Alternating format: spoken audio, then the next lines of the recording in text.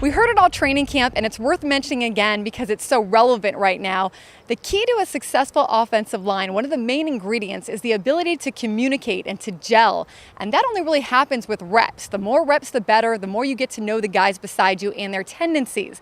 Well, this offensive line that you're going to see Sunday for the Chargers, it's going to be pretty raw. They haven't had a lot of time together because the Chargers are missing 3 starters on their offensive line. Center Chris Watt, left tackle King Dunlap, and left guard Orlando Franklin didn't practice on Wednesday or Thursday of this week. All are dealing with injuries. So the way that it looks for Sunday is they could play, but it might not be likely. That means that you're going to be dealing with kind of a patchwork offensive line that includes a rookie that was just pulled up off the practice squad and a newly signed center, J.D. Walton, who's just getting to know his new teammates and coaches and also being thrown into the fire.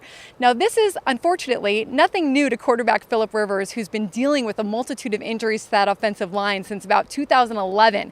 So he's learned a thing or two about preparing guys who haven't worked together a lot and his part in that preparation. Here's what he had to say about getting them ready.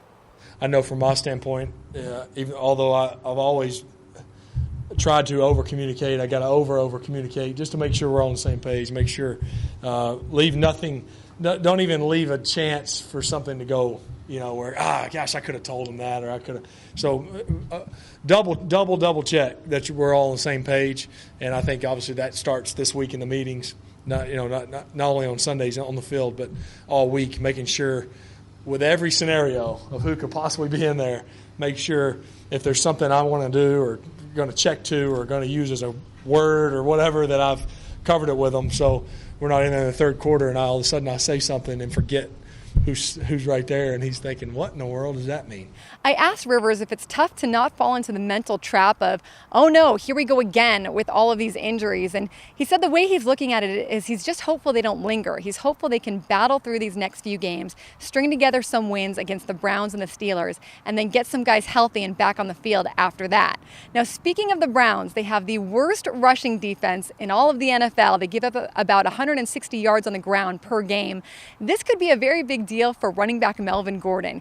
Yes, he'd like to rack up as many yards as he can to help his team, but he'd also like to get into the end zone. He hasn't had a touchdown yet this season. He had one against the Lions, but it got called back. Now, Gordon said that while he's not sweating it, it is something he's very much looking forward to. I really haven't got a chance to get in the end zone yet. But when I do it, I'll be ready. I'm hungry to score. I feel like everyone done scored but me, and I got to get in there eventually.